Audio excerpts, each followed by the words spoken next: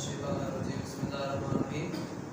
का हमारा टॉपिक है मुज्तहिद की पहचान के तरीके। मतलब जिस हम मुज्तहिद की तकलीद करना चाहते हैं उस मुज्तहिद को पहले हम पहचानेंगे, पहचान करने के बाद फिर हमने उस मुज्तहिद की तकलीद करनी है। किसी भी मुज्तहिद और आलम को पहचानने के तीन तरीके हैं। कितने तरीके हैं? आप साथ पीछे बोलते हैं कितने तरीके हैं? तीन। पहला तरीका, किसी इंसान को खुद यकीन आ जाए कि ये मुज्तहिद है। ठीक है, हम जिसे जानते होंगे ना, फिर उसको क्या करना होगा, उसे हम जानते हैं, जिसको जानते होंगे उसके बारे में हमें पता होगा भाई ये मुज्तहिद है। ठीक है, अब मुजस्सिर के बारे में भी पूछे भाई मुजस्सिर कोई है मुज्तहिद है? नहीं, वो हमें पता है भाई उन्होंने मैथ में अपना कम्प्लीमेंट किया हुआ है, मैथ की डिग्री हासिल की हुई है। तो हमने क्या करना होगा, सबसे पहले हमें खुद को यकीन आ जाए। जब पहली पहचान होगी मुज्तहिद की, उसमें क्या है, इस इंसान को पहले खुद यकीन आ जाए। मिसलन वो ऐसा शख्स हो जो खुद साहिब इल्म हो और मुज्तहिद और आलम को पहचानने की सलाहियत रखता हो। पहली शर्त। दूसरी शर्त क्या है, दो ऐसे आदिल और आलिम अशखास जो मुज्तहिद और आलम को पहचानने की सलाहियत रखते हो किसी के मुज्तहिद या आलम होने की तस्दीक करें। दो आदिल और आलम शख्स, ऐसे शख्स जो जानते हो, आदिल भी हो, मतलब वो कभी झूठ ना बोलते हो, उन्होंने कभी कोई हराम काम न किया होगा, वाजिबात अदा करते हो और मुहर्रमात से बचते हो, मुहर्रमात को तर्क करते हो। अब दो शख्स जब गवाही देंगे कि फलां बंदा मुज्तहिद है, तब हम उसको मुज्तहिद मान लेंगे। ठीक है, बशर्ते का दो और आलिम और आदिल अशखास उनकी तरदीद ना करें। बस क्या दो शख्स हैं, वो कहते हैं भाई हमने इस मुज्तहिद को माना है, हम इसकी तस्दीक करते हैं कि ये जो हम आदमी हैं ये इस मुज्तहिद की तस्दीक कर रहे हैं। अब शर्त ये है, उस वक्त हम उनको मानेंगे, उनकी बात को मानेंगे कि दो और आदिल शख्स उनकी तरदीद ना करें, उनकी बात को रद्द ना करें, भाई ये झूठ कह रहे हैं या ये गलत कह रहे हैं, वो आदमी जो है वो मुज्तहिद नहीं है। ऐसा ना हो, दो आदिल और दो आदिल आलिम उस बंदे की तस्दीक करें, उसको तरदीद ना करें, ये दो। अच्छा, अब तीसरा क्या है, तीसरी शर्त ये कि इंसान अक़लाई तरीके से किसी शख्स के मुज्तहिद या आलम होने का इत्मीनान हासिल कर ले। उस आदमी को क्या हो, इत्मीनान हो, मुतमईन हो जाए, उसका दिल मुतमईन हो जाए कि फलां बंदा मुज्तहिद है। फिर वो क्या करेगा, उस आदमी को मुज्तहिद माना जाएगा। मसलन मिसाल दे रहे हैं, कुछ ऐसे अहले इल्म जो मुज्तहिद और आलम को पहचानने की सलाहियत रखते हैं और उनकी बात से इत्मीनान भी आ जाता है, उसी के मुज्तहिद या आलम होने की तस्दीक करें। अब ये तीन शर्त थी जो कि मुज्तहिद को पहचान करने के लिए थी। देखिए बावाज़ बुलंद सलावत।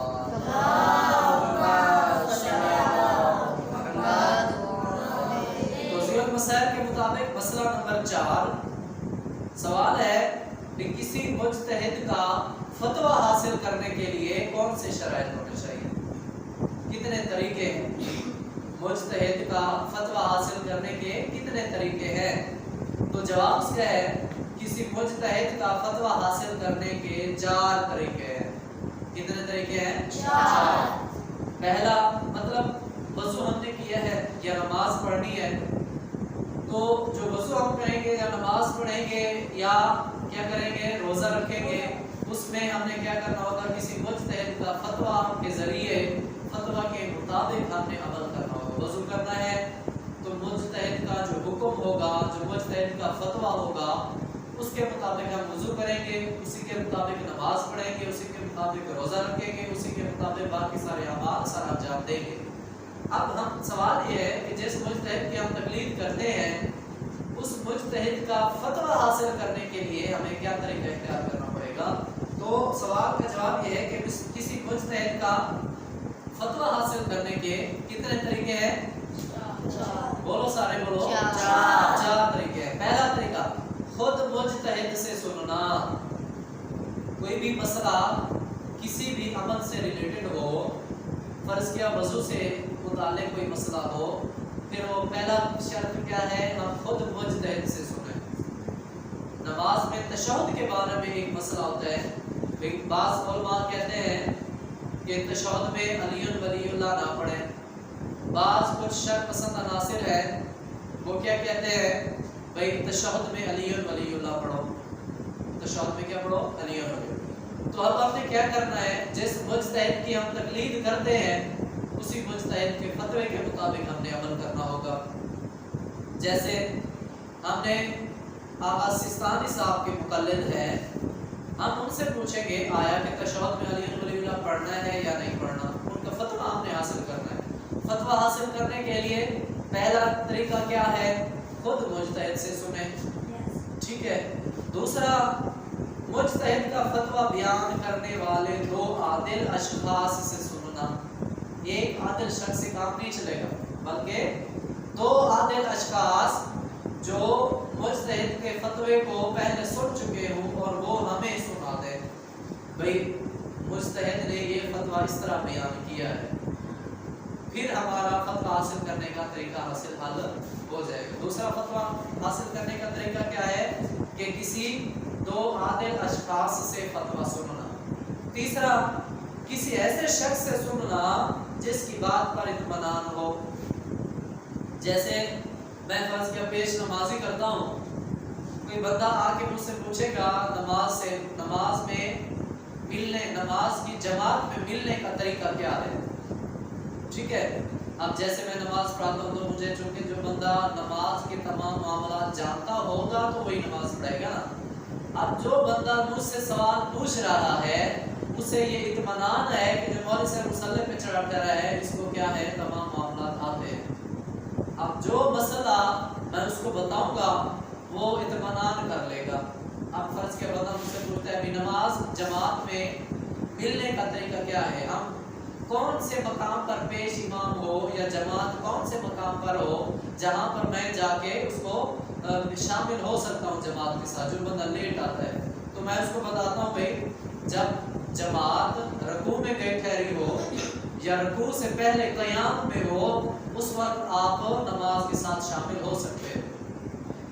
اب وہ بندہ چلا گیا، باقی جتنے بھی اس نے زندگی گزاری اس نے اس مسئلے پر عمل کیا، بھائی مولوی صاحب نے مجھے بتایا تھا کہ جماعت میں یا تو رکوع میں شامل ہو سکتے ہیں یا رکوع سے پہلے، اگر جماعت یا پیش امام رکوع کے بعد کے ارکان میں گیا ہوا ہے پھر میں جماعت میں شامل نہیں ہو سکتا، اگر شامل ہو بھی جاؤں گا تو پھر میری جماعت باطل ہوگی، میری جماعت صحیح نہیں ہوگی۔ اب اس نے کیا کیا ہے، ایک ایسے شخص سے سوال کیا ہے جس کی جواب پر اس کو اطمینان ہے۔ اب تیسرا مسئلہ کیا تھا کہ کسی ایسے شخص سے سننا فتویٰ کہ جس کی بات پر اطمینان ہو۔ چوتھا یہ مجتہد کی کتاب سے دیکھنا، مجتہد کی کتاب جیسے یہ توضیح المسائل ہے، یہ توضیح المسائل میں پڑھنا، وہ دیکھ لے مسئلہ، گھروں میں ایک کتاب ہوتی ہے نا، یہ توضیح المسائل تقریباً تمام اہل تشریح لوگوں کے گھر ہونی چاہیے کہ وہ اس جو مسئلہ اس کو درپیش ہے اب وہ مجتہد سے خود نہیں سن سکتا۔